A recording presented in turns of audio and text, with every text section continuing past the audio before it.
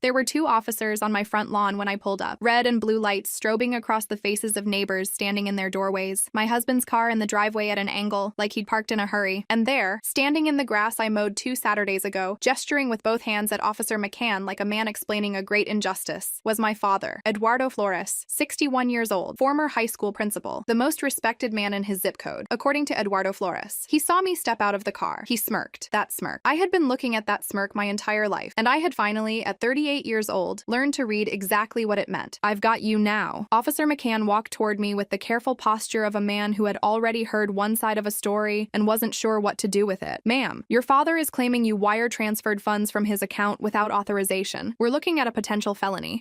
My security clearance, 14 years of service, commander's rank. Every classified briefing, every operation, everything I had built from nothing while my father told his friends his daughter was just playing soldier. All of it, balanced on 2 syllables. I took one breath. The kind we practice, actually. The kind designed to bring your heart rate down in situations where your heart rate going up will get you killed. Officer, I said, is your body camera on? Yes, ma'am. Good. I opened my banking app and held my phone directly in front of the lens. Show me the theft. I have been in the United States Navy for 14 years. I am a commander, Naval Special Warfare, one of a small number of women to have reached this position, a fact that newspapers occasionally find interesting, and that I find neither interesting nor worth discussing. What I find worth discussing is the work, the training, the 4 a.m. water entries in January, the years of proving over and over again in rooms full of people who were certain I couldn't, that I could. My father never came to a single promotion ceremony, not because he wasn't proud. He would tell you if you asked that he was very proud, that his daughter, the Navy commander, was a point of great pride for the family. He said this at church, at dinner parties, at his retirement celebration 2 years ago, where he made a speech about family values and strong children. He said it to rooms full of people. He never said it to me. I met David Reyes at a conference in San Diego 7 years ago. He was a civilian contractor, aerospace, the kind of quiet, precise man who notices things other people miss and says very little about it until the moment when what he's noticed becomes important. He had dark eyes and a handshake that lasted exactly the right amount of time, and he asked me, 3 minutes into our conversation, what I found hardest about my job. Not what I did, what I found hard. Nobody asks that. I told him the truth, which surprised both of us. We were engaged 11 months later. I called my father the evening after David proposed. I sat on the back porch of our rental in Virginia Beach, watching the sky go orange over the water, and I told him we had set a date and that we wanted the whole family there and that nothing would mean more to me than having him walk me down the aisle. He said he'd have to check his calendar. I should have understood everything right then. I didn't. I understood it later, the way you understand things that were obvious all along, all at once from a distance, with the specific ache of someone who let hope do too much of their thinking. My family is 5 people. My father, Eduardo, my mother, Rosario, who does whatever Eduardo decides and always has, which is not cruelty on her part so much as a 40-year habit she has never had reason to examine. My brother Marco, the youngest, the son, the one who got the college fund and the new car at 16, and the constant stream of financial support that flowed from my father's account to Marco's lifestyle, like a river finding its natural course downhill. Marco and I had been close when we were young. He had a good heart underneath the entitlement. The entitlement wasn't his fault, or not entirely. It had been built into him by parents who believed that boys needed different things than girls, that boys were the future of the family, that a girl who joined the military was admirable, but a boy who followed his own path was a visionary. Marco's path had involved 3 failed businesses, a divorce, and a series of financial emergencies that my father funded, and that my father sometimes called me about when the emergencies exceeded his capacity. I had contributed, over the years, to the stability of Marco's life without ever being asked whether I wanted to. The contributions were phrased as family obligation. Repayment was never discussed because repayment was not the point. The point was that I was the reliable one, the one who had made something of herself, the one who could be counted on. This is a role that sounds like a compliment. It isn't. The invitations went out in January. The wedding was May 14th. A Saturday, late afternoon ceremony, dinner reception at a venue in Norfolk that David's mother had helped us find, and that made David's mother cry the first time she walked through it, which told me it was the right place. We reserved 3 pews for family, mine and his. White ribbons, printed placards, reserved, family of the bride. By March, I had received RSVPs from David's entire family and 2 cousins on my mother's side who I hadn't seen in 6 years, but who sent a gift card and a card that said, "We're so sorry we can't make it, but we love you." From my immediate family, nothing. I called my mother in April. She said they were planning to come. She said my father had been having some trouble with his knee and the drive was long. She said Marco and his girlfriend were going through something. I said, "I understand. Please just let me know." She said, "Of course, mija." The morning of May 14th, I put on my dress blues and stood in front of the mirror in the bridal suite at the venue and called my father. He didn't answer. I called my mother. She answered on the 4th ring, voice slightly too careful, slightly too warm, the warmth of a woman managing a conversation she doesn't want to be having. "We're so sorry, Elena. Your father's knee." "Mom." My voice was even. "The training is useful for this, yes too. Are you coming? Silence. The specific silence that contains an answer the person isn't willing to say out loud. We love you, she said. I said thank you. I hung up. I looked at myself in the mirror for 30 seconds. Full dress uniform, every decoration in its correct position, hair pinned the way I'd practiced 6 times the night before. A woman who had earned everything she wore and was about to walk down an aisle alone. I picked up my bouquet. I walked out of the bridal suite. I walked down that aisle with 142 people watching and 3 empty pews on my left. I made it through the ceremony. I made it through the dinner. I danced with David, with his father, with his 3 sisters, with his mother who held my face in her hands at the end of the night and said, "You are ours now. Do you understand? You are completely ours." I made it to the hotel bathroom at midnight before I slid down the wall and sobbed until I couldn't breathe. The text came at 8:14 the next morning. I was still in the hotel. David was asleep. I had been awake for an hour watching the ceiling, running the previous day through my mind the way you debrief an operation, cataloging every decision, checking for what could have been done differently. My phone was in my hand. I had it in my hand because I kept checking it, because some part of me, the 7-year-old part, the part that still believed my father was the man he told other people he was, kept expecting an apology. The notification showed his name. My chest did something involuntary, the specific physical sensation of hope arriving without permission. I opened the message. Elena, we need $8,400 for your brother's venue deposit. They've been struggling and the deadline is Tuesday. You've always been the responsible one. Let me know. No congratulations, no acknowledgement, no sorry, no explanation, just a bill. The morning after my wedding, for his favorite son's party. David stirred beside me. Read it over my shoulder. I felt his jaw tighten, not dramatically, not with heat. The quiet tension of a man who has reached the end of a very long rope. Delete it, he said. Don't engage. I took the phone, opened my banking app, pulled up the transfer function, entered my father's account number, the one I had memorized from years of sending money I didn't track and didn't demand back. Entered the amount, €1. Memo, best of luck, sent, blocked his number, put the phone down, picked up my coffee. It was the first thing I had tasted properly in 2 days. Peace lasted exactly 1 week. I unblocked him. Old reflex, older than I want to admit, military training overrides a lot of instincts. It has never fully overridden the instinct that says, what if there's an emergency? What if something is wrong? The messages came in a wall, 41 of them, stacked up from the week of silence like water behind a dam. The first 5 were pleading. The middle 20 were accusatory. The last 16 were something else. Petty little girl, after everything I gave you, you are an embarrassment to this family. You think those medals make you something? You are nothing without us. You have always been nothing. I read them the way I read intelligence assessments, without flinching, cataloging. Then I closed the app and called my executive officer, Commander Patricia Hughes, 14 years in naval intelligence, the person in my chain of command I most trusted to give me an assessment that had no personal investment in the outcome. I told her about the messages. I did not tell her about the wedding. I told her I had a family member making escalating contact, and I wanted her to know in case it became relevant. She thanked me for telling her. She said, keep documenting. Let me know if anything changes. It changed 3 days later. The call came at 9:47 a.m. on a Wednesday. Commander Hughes. Her voice was in a register I recognized, the register she used when something had happened, and she was managing the information before delivering it. Ma'am, your father was outside Gate 4 this morning. He was speaking with personnel there. He was asking about your schedule, your building assignment, your daily arrival times. A Navy commander's location is not public information. There are people whose job it is to ensure that it stays that way. What my father had done was not a family dispute. It was a security threat. I reported it formally that afternoon. Lieutenant Commander James Okafor, Base Security, Naval Station Norfolk, 15 years in military law enforcement. He listened to the account, reviewed the messages I had documented, and opened a formal incident report. He was methodical and direct and completely without sentiment, which was exactly what I needed. Commander Flores, he said, using my rank in the precise way that means the rank is the point. This is being documented as a potential threat to the security of a service member. I want you to understand that means this is no longer a personal matter. I understand. Do you have a current residence address that would be accessible to this individual? David and I had a house in Norfolk. It was not secret. My father had been to it once 4 years ago, a visit that had lasted 40 minutes and consisted mostly of Eduardo walking through each room making assessments out loud. Yes, I said. He's been there. Change your locks if you haven't already. I'm recommending you consider a security camera system if you don't have one, and I want daily contact with me until this situation is resolved. That evening, David installed a ring system front and back and on the side gate while I sat at the kitchen table and read the letter that had arrived that afternoon, delivered to the base, handwritten, addressed to my rank and name, which meant he had researched that, left slanting cursive, the handwriting he had when he was angry. You will die alone with those medals. I did not burn it. I put it in a Ziploc bag and put it under my service pistol in the top drawer and called Commander Hughes. Then I called a lawyer. Marcus Stein had been practicing family and harassment law in Virginia for 19 years. He had handled 11 cases involving military service members and family harassment, and had, according to his firm's website, a particular specialty in cases where civilian harassment intersected with military security concerns. He answered my call himself, which told me he took referrals from Judge Advocate General offices seriously. I told him everything, chronologically, with dates and amounts, and the documentation I had been keeping since the first wave wave of messages arrived. He listened without interrupting, which is a discipline that most people don't have, and that lawyers develop over years of understanding that the client who talks uninterrupted will tell you things the client who is constantly asked questions never will. When I finished, he was quiet for a moment. Commander, you have several things working simultaneously. You have documented financial harassment, the text requesting money the morning after your wedding. You have documented threatening communication, the letter. You have documented security breach activity, the visit to Gate 4. These are not the same legal matter, but they're connected, and connecting them is what makes a restraining order viable. I want the restraining order. I'll have a draft to you by Thursday. I also want to flag something. The security breach at the base may trigger JAG involvement. That's not a bad thing. It means the military legal apparatus is on your side, but it's another party at the table. I know how to manage parties at a table. He paused. I think he was deciding whether that was a joke. It wasn't. I'll have the draft Thursday, he said. The Tuesday it happened, I was in a high-level briefing. Lights down, monitors glowing, the kind of room where phones are supposed to be off. Mine was on silent, face down on the table beside my notes. There are situations where I need to be reachable regardless of what room I'm in. It started buzzing at 2:31 p.m. and did not stop. I picked it up under the table. Norfolk PD, Norfolk PD, David, Norfolk PD, David's text. He called the cops. They're at the house. Come home now. I excused myself. The room was too important for excuses, and I made one anyway, because David had never sent a message in all capital letters in 7 years, and that was more important than the room. I drove the 14 minutes from base to home in 9. I have described what I found when I pulled up. The lights, the neighbors, my father in my grass, performing for Officer McCann. What I haven't described is what it felt like to step out of that car and feel 42 years of family mythology collapse into a single image. A man who had never once showed up for me, standing in my yard, trying to use the system I had served for 14 years to destroy me. McCann had walked toward me with the word felony in his mouth, and I had taken one breath, and I had asked about the body camera. I held my phone directly in front of the lens. The banking app was open. Transaction history visible. I scrolled to the relevant date. May 15th, morning after my wedding. Recipient, Eduardo A. Flores. Account ending in the last 4 digits I had memorized from years of sending money. Amount, $1. Memo, best of luck. McCann looked at the screen. He was a careful man, mid-40s, the look of someone who had been doing this long enough to recognize when he's been handed a story that doesn't hold together. He looked at the date. He looked at the amount. He looked at the recipient, which was the account my father had given him as the source of the alleged unauthorized transfer. He looked at my father. My father's face had gone the color of old concrete. This isn't theft, I said. This is $1 I sent to my own father's account with his account number. From my account. With my authorization. That is the definition of the opposite of theft. I paused. What this is